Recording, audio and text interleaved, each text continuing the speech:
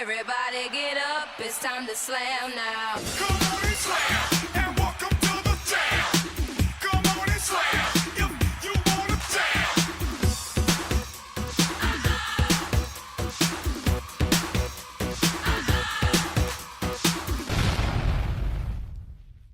Who was it? Come on, think back. Who was it that told you, ingrained on your brain, forever stained your fame by saying, you're not great, you're not worthy, you'll never compete, so you better just settle. Forever casting doubt, extinguishing your light, planting fear of your might. Who was it? Who was it that robbed you of your precious time?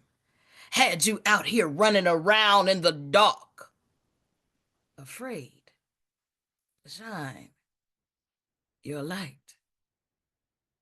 Were you too dark, too light, act white, diction right, too fat, too skinny? Or was your body built just right, tight? Who was it that made you hide, shield your significance, forget to feed your intellect, the understanding and power of your being? Who was it that committed this crime? All because they were too scared of your light. Who was it? I need you to think about who this person was, and I need you to bury them. Lay them 6 feet under the ground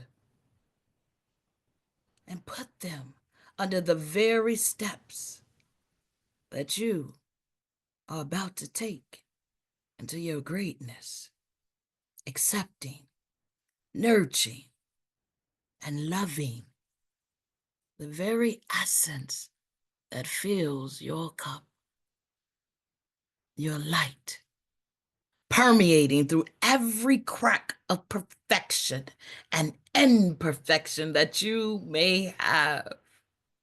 And like that big rock on Gibraltar, attracting all mankind to your light and forever casting out that shadow of a doubt that your light and yours will shine.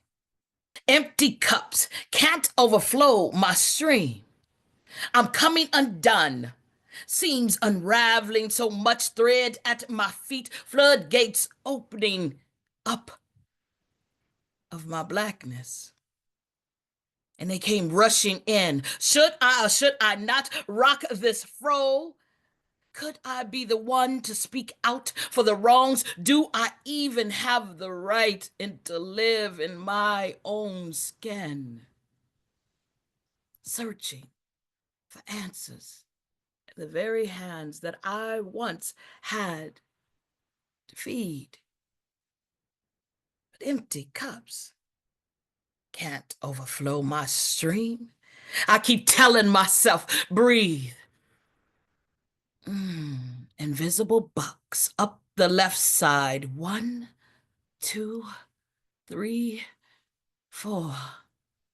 Down the right side. 1, 2, 3. Nope, can't outrun the things of my past. Never ready, never quite ready for the things in the unforeseen future. And no longer trying to fit all of this round in their perfect little square. Breathe. Down on my knees at night. Not too proud to beg. Father, I need you to right the wrongs. Turn things around. Plant my feet on solid ground. Recognize my own value. And I hear stronger than you know. Stronger then you know. So I write myself up out of this despair, standing on the shoulders of those who came before me, displaying their sterility and solidity. Margie Lee Johnson, Gwendolyn Curley Johnson, Nikki Giovanni, Maya Angelou, Angela Davis, Phyllis Wheatley, and Gifted Johnson-Wilkinson. I've been waiting on someone like you to wipe my tears, love and treat me right, swoop in when the bell drops, escaping the toe tag from loss of innocence, listening to my Lauryn Hill, ready or not, here I come, looking in that mirror. I've been waiting on someone like you, my inner strength. Because empty cups can't overflow my stream. Oh, beautiful, oh, spacious clouds, America, America, sweet liberty, sweet liberty for you, for me too. What's for you is for me too. Why not? Is my right not your right? Your right, my right? I mean, a cup half full is a half full cup, just the same. I dream, you dream, and we all dream. Hope floats, and we all should be able to just jump, leap into our greatness, and just breathe. The moon rises and sets for us all to see. There's no ticket to buy or subsidy.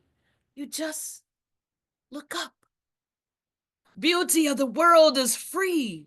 So stop hiding behind your crimes of indignity, systematic desensitization of racist undertones, splitting hairs over color, unentitled supremacy of lands you never owned.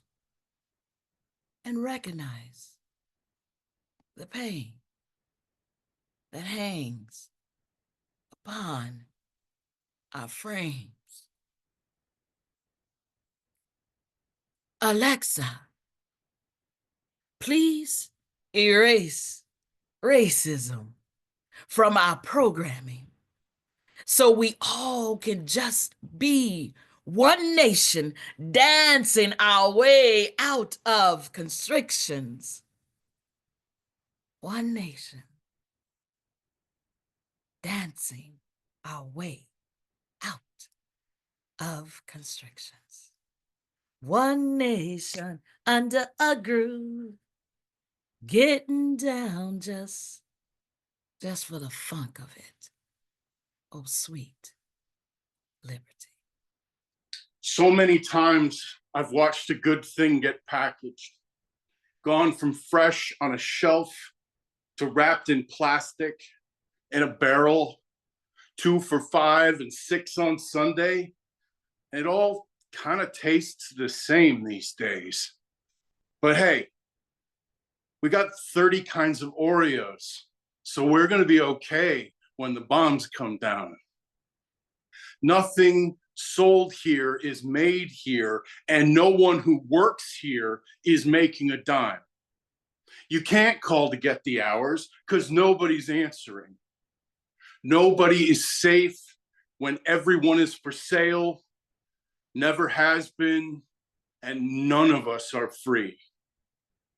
I found out today they make milk that tastes like what's left behind when the cereal's gone.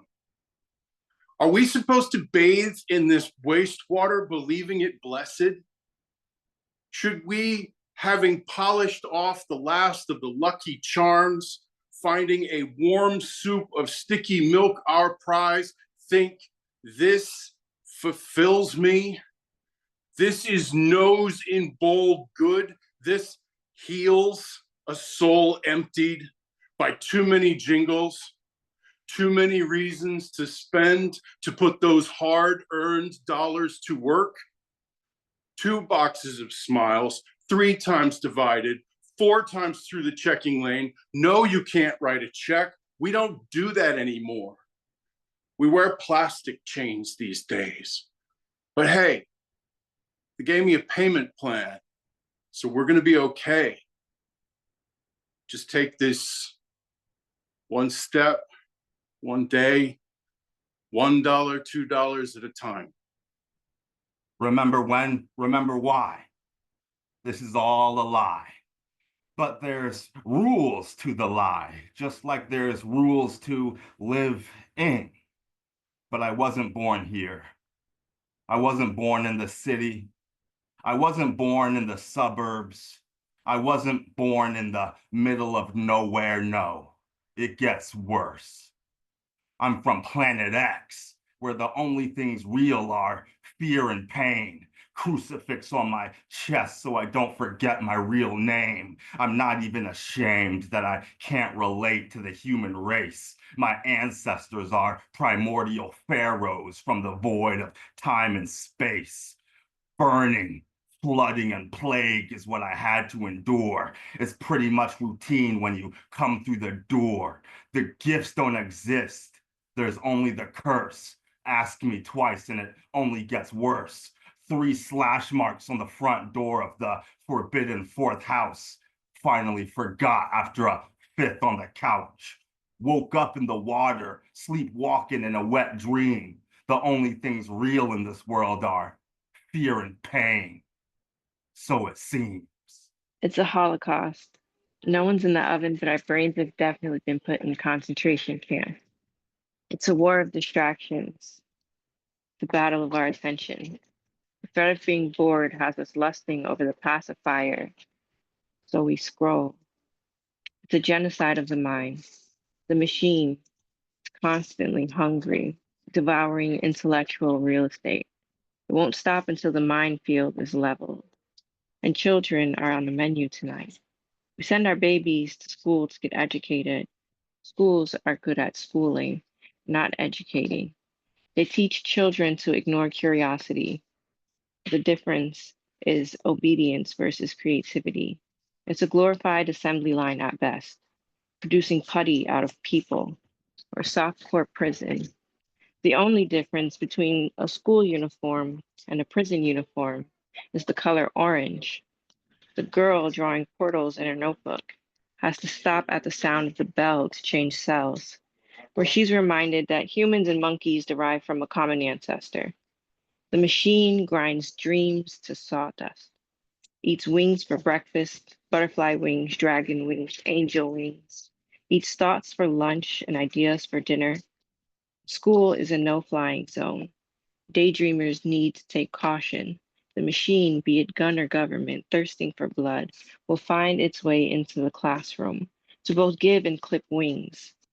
Perhaps the only thing children will learn is how fast bullets turn to caskets, making memories out of babies. Classrooms mold minds into cattle, how they are graded the same.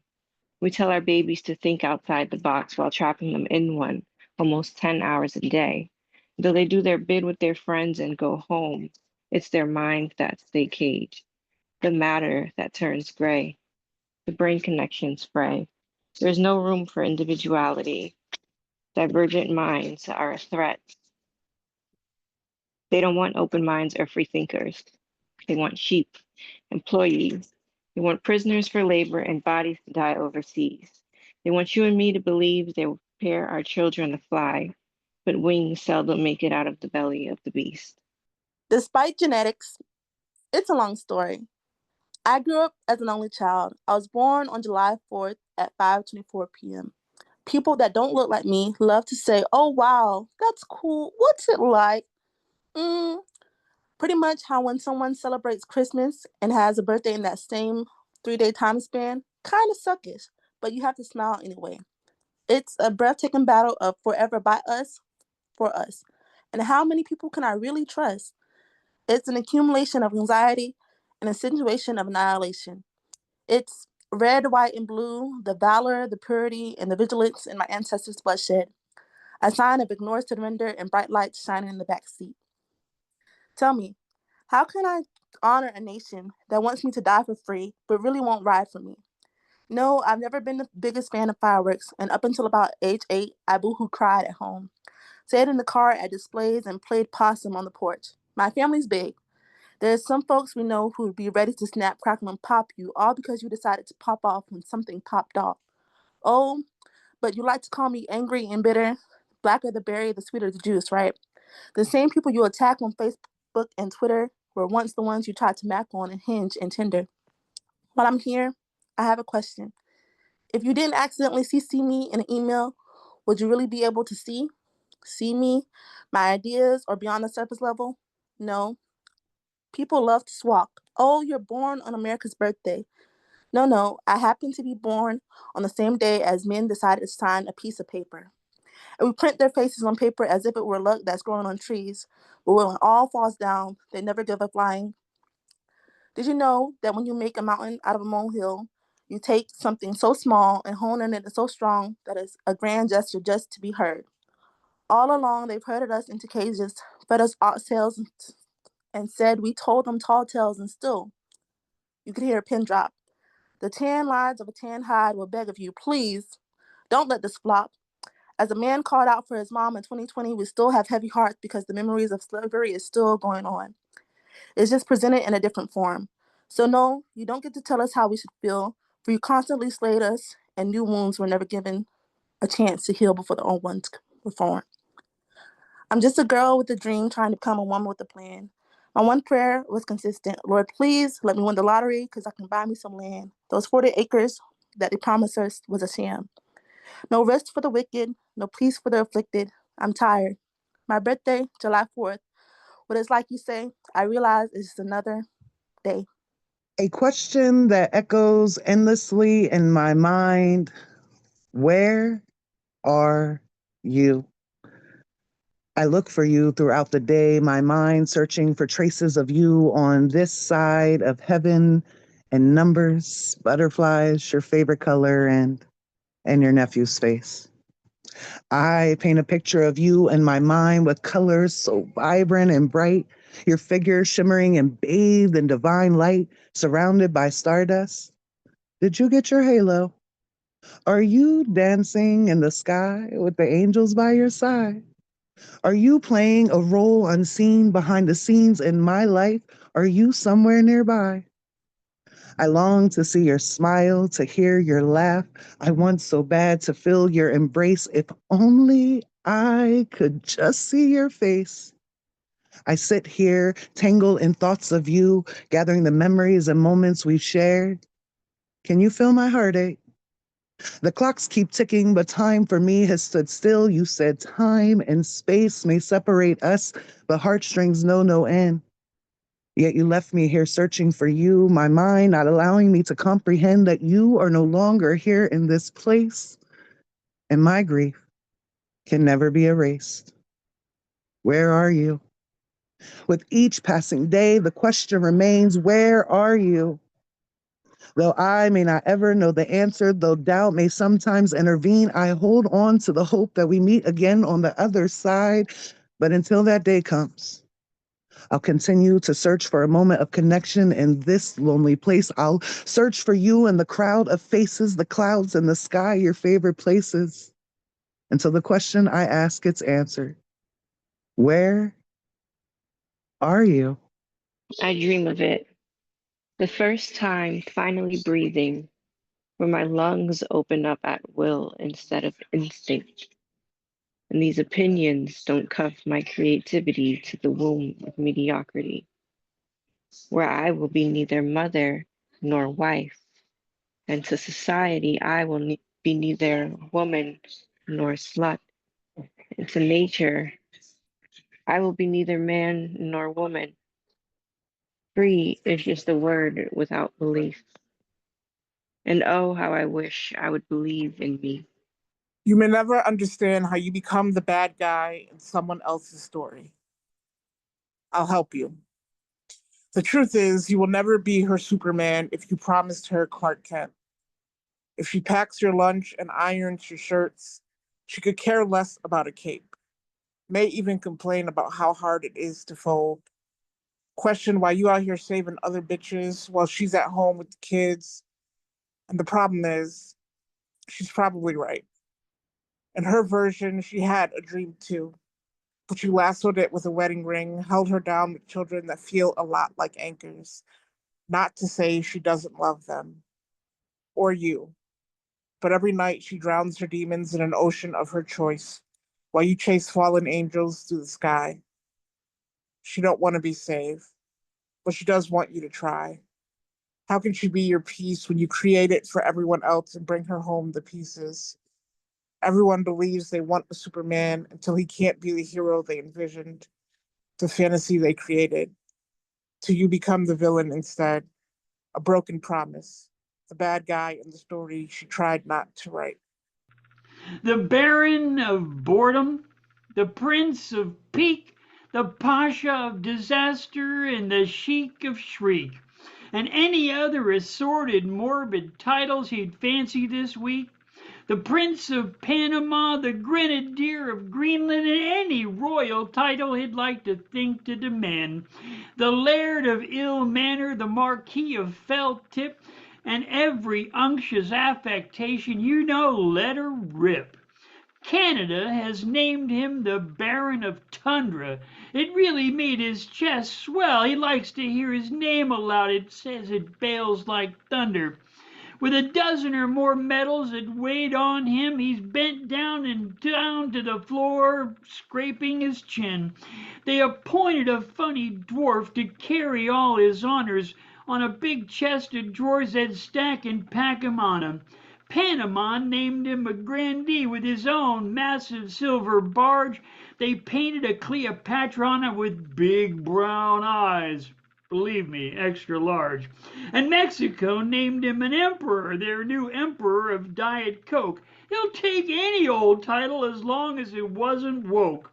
They lead him out on the stage at least once a week to accept fresh Kennedy Center honors. He's so special and more than a little bleak. So he can soak up all the applause. It's pre-recorded, of course, and they always wheel out his portrait with him astride a gigantic charger. The whole thing's larger than life, but if you look real close, you can see they even painted in a picture of his current wife. They fill the audience each week with the unemployed, and any other poor soul it's been his pleasure to annoy. They bring a bunch of aliens via closed-circuit TV. They're very volatile and vocal. Their enthusiasm's all he can see.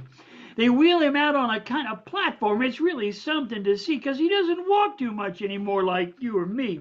He's carried on a litter, which is more than a little appropriate, you see. The old muskrat had some artificial AI legs made, and just to keep it exciting, they're run by a middle schooler with a Game Boy from his bedroom named Craig. He still likes the girlies, but ones are quite all right. They let him sleep with a brand new mannequin each and every night. What a showman, a room aglow man waving his marker abroad. See him frame, oh, he's claimed his name and fame, unprincipled, embarrassing, criming, but all out in the open, so plain there's just no denying. Google still says it's still the Gulf of Mexico, even though it's still really stinking and polluted, I guess, by Texaco. With all those rigs and leaking wells and all the thing that belling swells, is this an issue? Well, I guess it sells. When foolish leaders are under stress, they'll spin around and lift their dress. Look here, check this out. Don't look, just be embarrassed. Filthy, dirty lout. You'll check him out at the palace. But listen, please to say your lying eyes will not betray the sugar-coated lies away. I wave my hands and drop my pants and say under my breath, I guess I never loved you anyway. You don't have to believe in God, but you damn well should believe in the devil. The devil's like death metal guitar. He damn sure exists. We just choose to ignore, pretend it's not real. But life is reality, not lies, not a mythology. And humanity seems to get better and better at bullshitting itself that a savior's coming to sweep the monster from underneath the bed they deny is even real. If God exists, then the devil exists, all right? I thought that's how it worked, but what is God and the devil really? You got to be brave to ask that question, because if you did, you'd realize there's three sides to a coin, and you're in the middle. Hell's not in the ground, and the heaven's not in the sky. Demons and angels live inside us, watching our stupidity and injecting their subtle influence. See, there's this little thing called free will that most people trample on. And the devil has this trick with a rope, see, where we hang our own damn selves. When we get closer to that point of no return, then angels start shouting at us. But that's not even enough sometimes. I guess free will is God's limits. I want to be the memory that transcends generations, the one that stirs up as joy in the midst of sadness, that 10-second moment that makes you ponder for a fortnight. When I die, let me not only be a fragmented memory of your hippocampus, rather let me be revered and held high. For the lives I've touched have known no bounds. Be honest, how many times have you second-guessed yourself? Not in the past 5 years, nor the recent raggedy moments. Today, how many times did you question your tactfulness, time, and trust? Man, woman, or child, someone has been influenced when hope could not be found. Day and night, my branches reach many cities, even if my roots were planted firm, cut, and relocated. As hearts forever bleed, and tears continue to shed to weep, it becomes evident how cross-pollination takes a small patch and spreads it into a beautiful garden. I hope that the weight of your anchor is enough to keep you stable. For when your mind starts to drift away and your heart begins to take the plunge, you can still hold on to something, even if I was once your someone. While my story may end, memories will be etched into the hearts and minds more than the physical form only. For the lives I've touched will surely be okay through rage and radiance, acceptance and anguish, depression and dance. For I truly have touched the lives of many, and they will be forever embedded in me. I guess I'm a tribal lover. How my feral fondness and failed fantasies fondle my mercy-filled loneliness with fatal attraction loses its grip, undo your tension. With locked lips, hands on hips, sinking ships, and if the sails on this love boat fits, before that anchor of a heartbreak hits, with all that's left in this orbital shift, that is where I think my soulmate might be.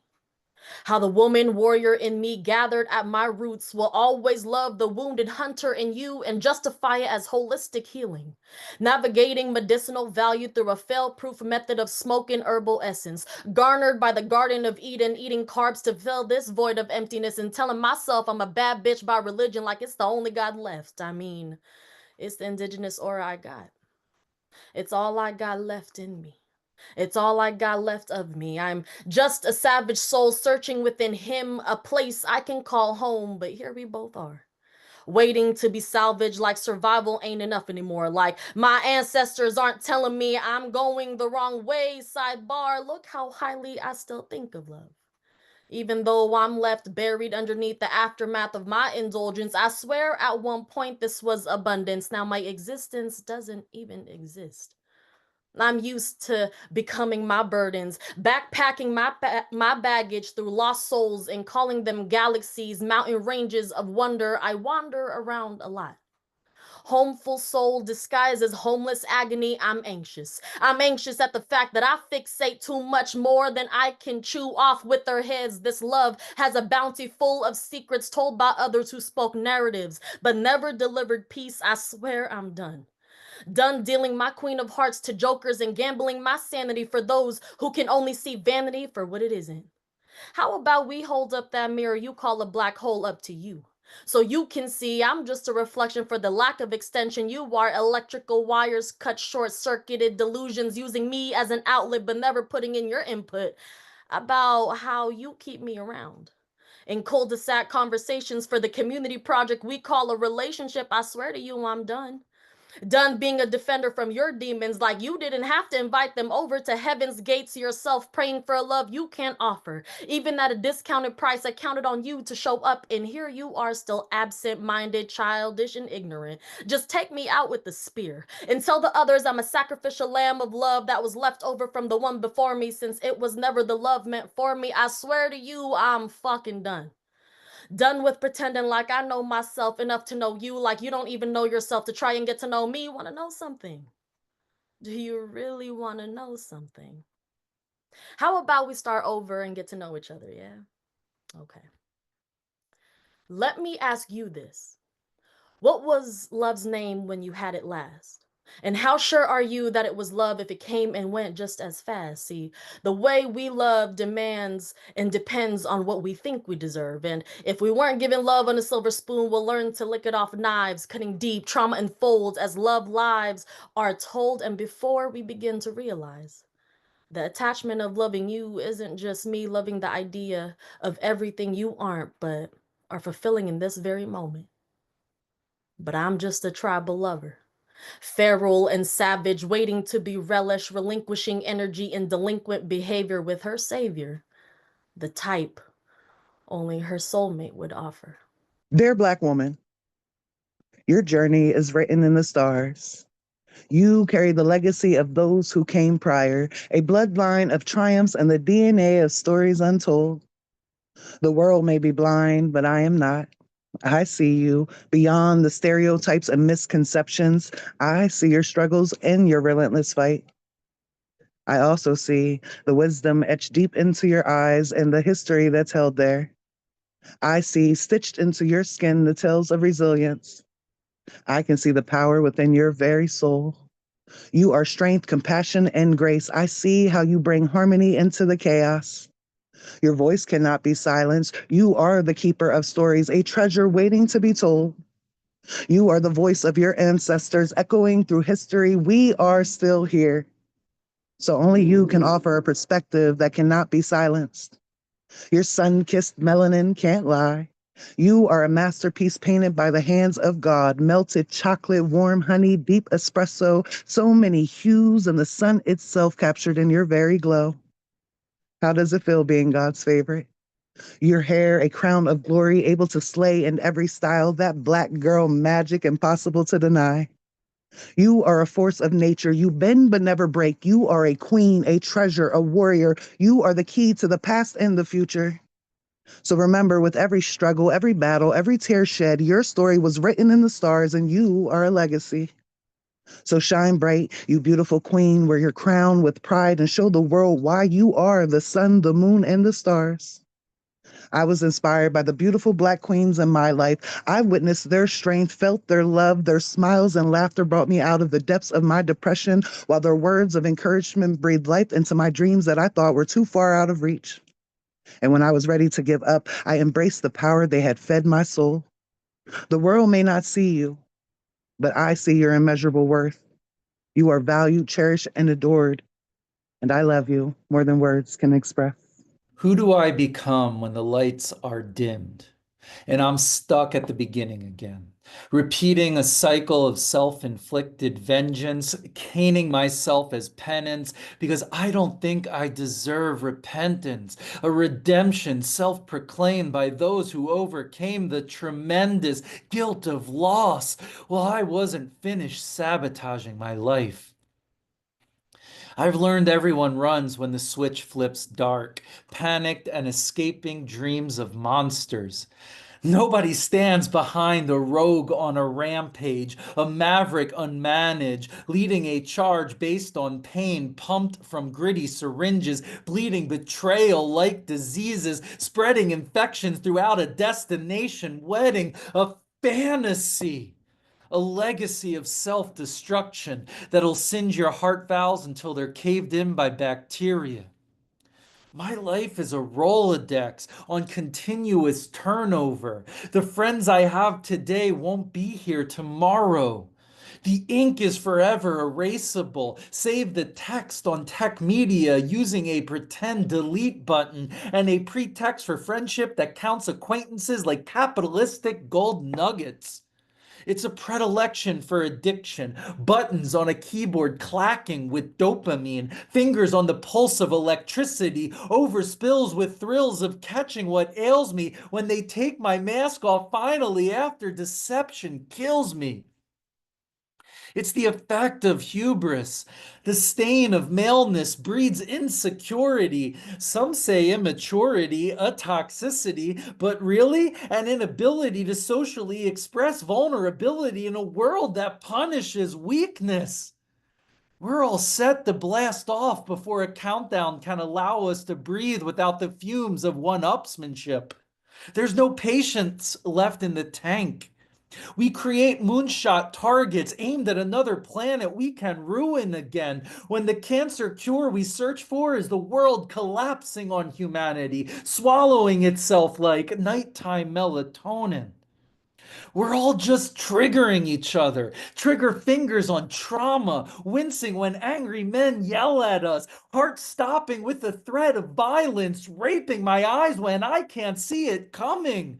It's a race to express who hurts the most by the dreaded oppression creeping over our heads and suffocating like hoods of death. Strangely, we don't unify enough against it because too often we're tearing our team apart to escape the silence. I am my darkness. As I fell for all of this, falling down a hole I escaped just to slide down again. There's only shadows of enemies punching myself until I'm defeated, invisible wars of made-up narratives.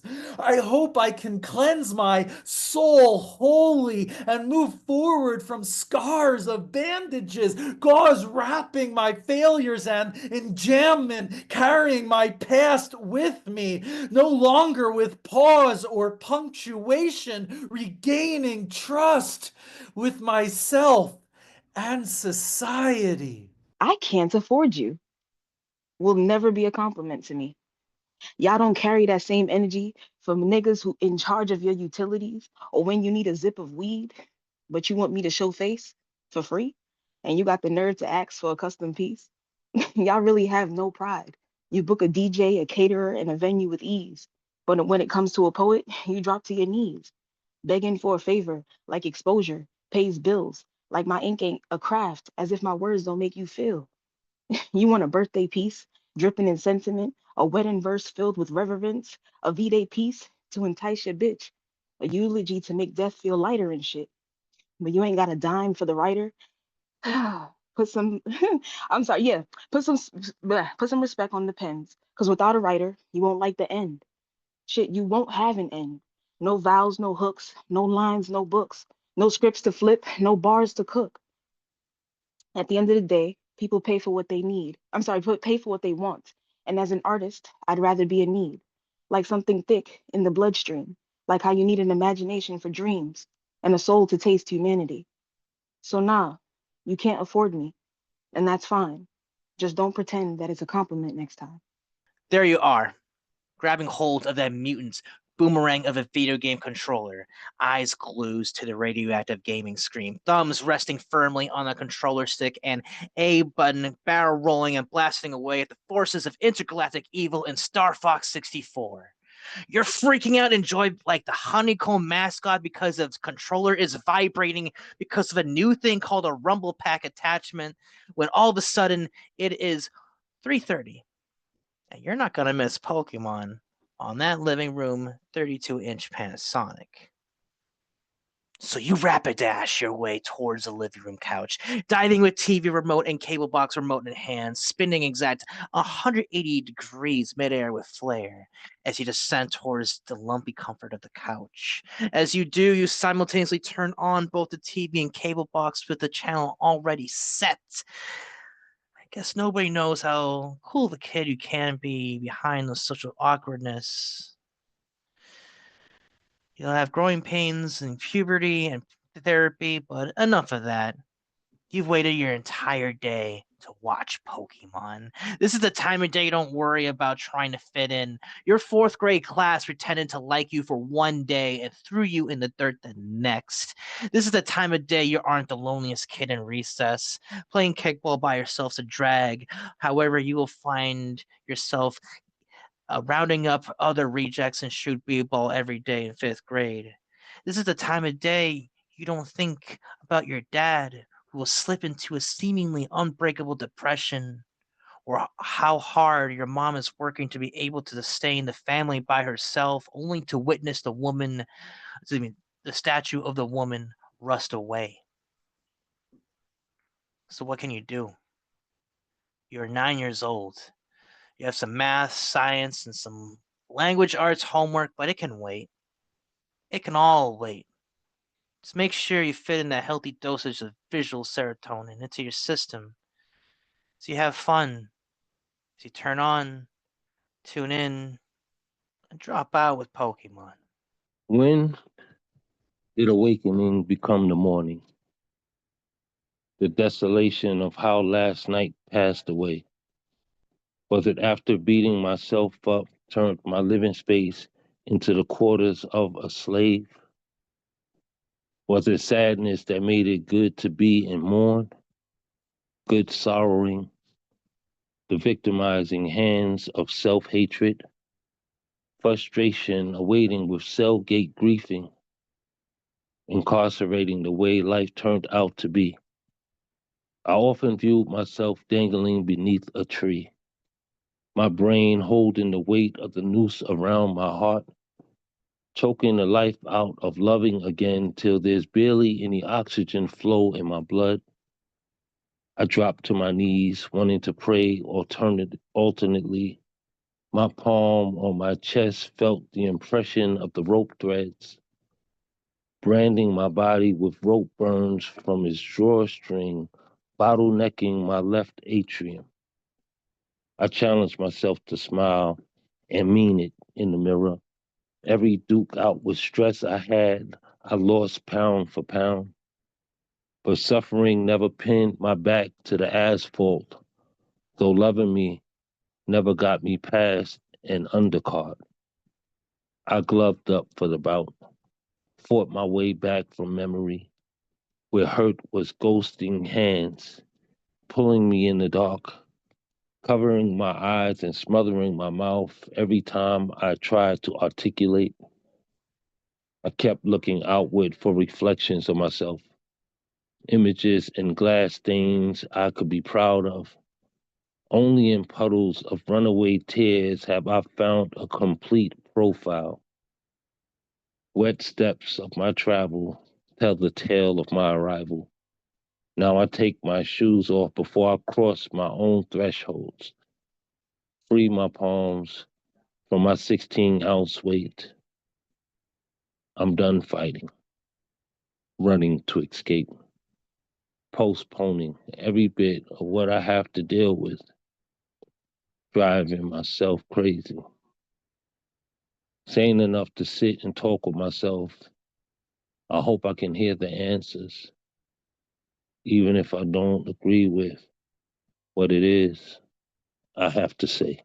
Tribal beats remind me of the drumming circle I once participated in, and how satisfying it was to slap the shit out of something with no consequences. Or the belly dancing class I took, with the unrealistic expectation that I would soon master the zills loosely falling from my fingers and be performing at halfless, where the animalistic tribal yells "Ah, la, la, la, la, la, la, la, la, la," symbolize solidarity. The flowing scarves not getting tangled in the faces and hair, spinning and jingles of coins embroidered on furiously shaking hips of my sisters, captivated in the ancient dance, which is a collaboration of female energy and movement. Blurs of blurs of rainbow colors hypnotize as we twirl in a dervish, the bare feet coaxing the body to follow. muscle memory taking over, spirits levitate as if on a cloud. Thoughts are pure joy as we shimmy, unified in an orgasmic performance. In a Starbucks, one pistachio latte with non-dairy cold foam and the pepper egg white bites that were discontinued at the Dunkin', the only healthy thing left on the menu. Hence my visit to the iconic green mermaid logo inside, where the workers amuse themselves by loudly laughing at jokes they can only understand. Carefree, youthful baristas with their whole lifetimes ahead of them, never giving a thought of their own expiration dates, holding conversations between shrieks and giggles about nothing. Nothing that I wish to discuss or contribute if asked. Am I a snob? A bitch? Or just too old now to collaborate? I don't get asked among associates who know me. Perhaps I am an antique, only valued after my glory days have passed. How do we all come to this moment when thoughts of death outnumber the ones of life? How do we always see the Grim Reaper coming? Legs wrapped around your waist, air rising above my feet, anxious laughter with your laughter creams my cherry. If this was in slow motion, we'd be a movie. I'd dream of the moment that you take me into your arms again.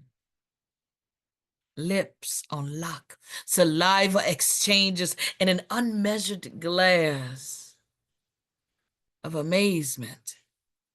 Musical interludes sense our movement as we manifest the sway of our dance. And we're here. Not even a pen drop can we hear. Space disappeared all of a sudden in the night light. Hands everywhere grabbing, blood racing to a full orgasmic potency. Yet taking your time, mentally scrambling not to come too fast. Before you serve me mine's juicy fruit of your kumquat liquids, spawn seeds. But these kids don't listen. Shy to come through the gate, got you guns shooting these blanks, so keep your wealth for another day, when we can practice spreading those sacred seeds all over my landscape. Where did the word come from? Race. I mean, the very mentality of the word pulls and puts you against me, them against us against one another. Black or white, brown or yellow, red or blue, colors of hue, the faculty of reasoning, intellect of understanding, frames your mind, tempers your way of thinking, normalize disparities and tragic injustices. Built-in iniquities, race quickly divides, and no one wins. It's our ethnicity that denotes our origin, cultural identity, not this fictitious competition of one against another, against another, and against another. Life is not a game. When will we learn? We're all the same. They see you, eyes always upon you, mimicking, admiring, staring, and modeling you. Don't be nervous, be you. For you are the mirror that feeds their soul and shows them the way. They see you. So don't be shy. Allow your natural glimmer to shine because they see you. All the haters wish they could be posers, wannabes. They see you, mimicking your shape, modeling your style. Allow them to see the natural glimmer of your shine. Let them marvel at the things that they can never tear down, the things that they can never replicate. Let them see your natural glow because they see you. The way you live your life, the way you laugh at your own damn mistakes, the way you love yourself, the way you deserve to be loved. They see you. They see you. Mimicking your moves, admiring your shape, modeling your style. They see you. All the seeds that you've laid, planted one after another, and then things falling apart again and again and again, like things do. But then you picking them up again and again and again and holding them together better than hot glue, just like your grandmama taught you to. Because they see you. So allow them to see you, attract them to your light, pull down all those cloaks and daggers and masks, and allow your natural glimmer, allow your natural sun, allow your natural light to shine and shine bright. Because they see you, and you are worthy to be seen.